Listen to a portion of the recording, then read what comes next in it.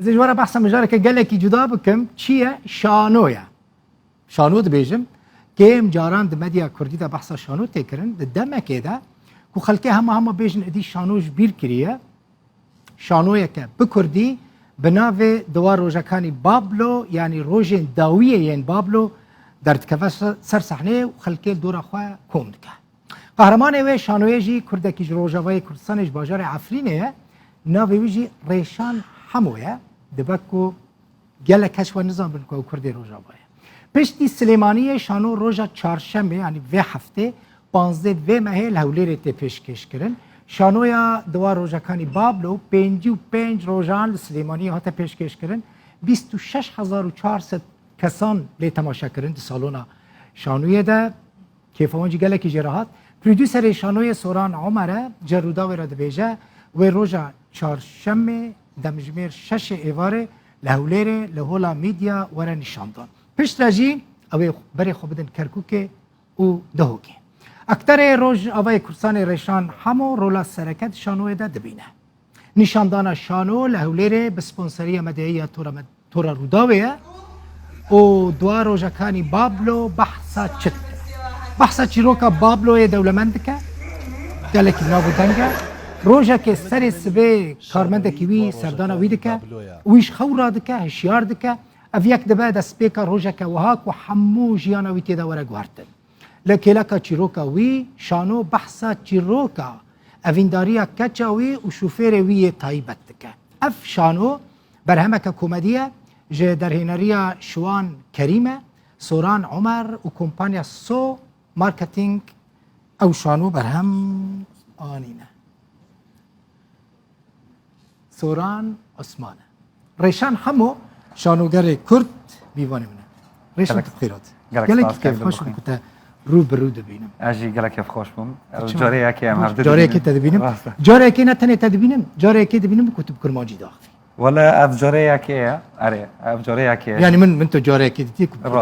راست تو کم کرمانجی داخل خودی بس لقل ملبات خو باوی خود خو باوی تا نویسکار کی ناسکریه محمد حمو نمعقوله کتب کرمانجی نظامی گله کسانش برات گفتن کرمانجی نظامی تی چاو بیشش تفهم کی انا از کرمانجی تی دیگم بس زونی اماک یعنی ام عفرینی دن میکنم و تل سلیمانی زو اینتگره بوده مثلا تهاتی چند سالی بود از 11 سال بوم 10001 یعنی ام هاتن ور جبروی یعنی زیادتر من تف خلق سوران بو که سورانه تجد بیشتر نوه 300 خلق سلیم نه سورانی من جوان باشتره والله و جهاتی نه ابنه عفرینی بچیم کداری زیرک لنگی خوب جید کنو لسر پیان نتنید سکنه دیمشه ت بقلك سكيتش انت ناس كرنا ببرومو انت ناس كرنا بالركلام انت ناس كرنا ركلام قال لك عجيب وغريب تشي رولا خوش در رکلام ده پرفکت بینی براستی ده پشت خدا رکلامان بری خدا شانو و سینما یان خو جاره یکی من سکیچات ویدیوی کرد چه دکر لسر سوشال میدیا من بلا دکر یواش من بناو دنگ بیناف سوشال میدیا دو پشتیوه یعنی من رکلامو در چه کر باشه فیلمو و دراما و نها هم شانوگری دکر نه شانو که بحثا بابلو دوار روژکانی بابلو بکه ریشان بگشتی بابلو یعنی از خواستم سر کاراکتر دن بابلوی شخصیت بابلو کاراکتری بابلو یعنی او کسایتی کی دولمند کسایتی که بره استرون بیش بوا بخو از جبر ام سپویل نکن کسی که بنا ودنگ بوا و گورانی بیش بوا بس یعنی دکاوی بینر گرک لتولیه یعنی بریار بده اف جانی هنری راستیه ل جانی دولمندی بخواد یعنی گرت یعنی چاتنه بچکه شانوگری و هر کسی هاتی دو جار هاتی سه جار هاتی اره اوقاس عجباندن بله يعني من دسبي كده جد انتو ردا قلت دما كده خلق براسي شانوش بير كريه راسته يعني الكردستاني خلق مثلا جياني رمجوله هذه شانو بو درجين هري داميدا ليج مره عجيبات براستي مثل سليماني ونشان ده تبي كونك برسكريكش دركتنا وحلبون يعني بله پشت چهار سر بنو بله اللي خلق هات جاره که دجاران هاتن تماشا کرن ج بوت لیستکا تا هاتن جبو ناوروکی هاتن یا جبو بابتا بابلو هاتن کاک دڵبخین بخۆ یعنی هەر ئیشەکە هوەری بیەک کەس نابێ نابێ ئەس ببێم بەس ژبەر من هاتن ئەو هەیە ژبەر دایرکتەر یعنی دەرهێنەر تێ هەیە ژبەر چیرۆک تێت هەیە ژبەر بەلکیم کەسێکە دن هاو بێ بەس یانێ بگشتی ئیش کارێکە gelek جوانە بگشتی یعنی متەناسقە وەکت چوو دێن سینەما خۆشش بووتە شانۆ خۆشە یانژی سکێچین خدای هەر یەک تامکێ خۆ هەیە بەس شانۆ ئەوێ خۆشە یەکسەر لەگەل خەڵکەی ئەرێ یەکسەر ینی ڕاکشنی ئەفکتنە تشکتن بەێ و چیرۆک دژی چیرۆک تێدۆ دژی ینی جۆرەکە ژ سەرەتا دەست پێت کێ هەتواخی بەس فلم جۆرنۆ ژ حەڵقەیەکێت دچێ حەڵقی 26 فەتکێ ئەو ژی چاتنەتکێ ئەحساسی خۆ بگاو ڕێدار بەس شانۆ ئەو تامێخۆ ئەوە خۆشە جمهور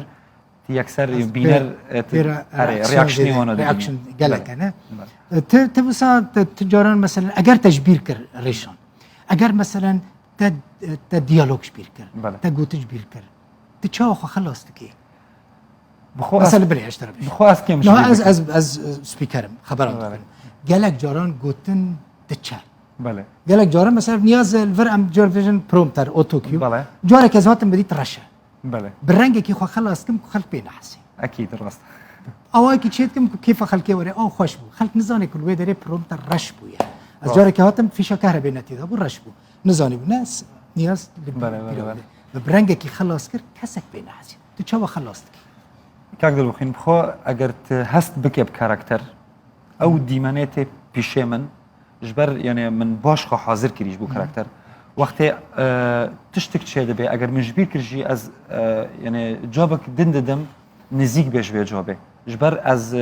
yani ez bê dîmenê ez yani hestê min wê dîmenê ra diçe bele çarşemê hûn ê çawa bikin yani til bendeyê ku çarşemê xelk zêde were rojeyekê erê أكيد روجياكي أكيد بس وك روجن دوائي أم نزانن يعني روجياكي خرب اللغبة أكيد هو أكيد جبر خلقني قالك لهولير خو حاضر كرنا قالك لسر كومنت قالك يعني تشاوري ما ذاك الليفر هي كم سركفتي بيو كيف ام قالك هات متواتي شيك يعني تتام تيبا اكتر كي بروستي هي كم روجا كي تل هوليوود ببينم قالك سباس ساعتي تخش حمو قالك سباس بورو داو شانو غري كردو مجال چی با می ور هات ما دعوت کردش برش اكيد سوران شاد باشه بخير سباس بوا سباس بوا سباس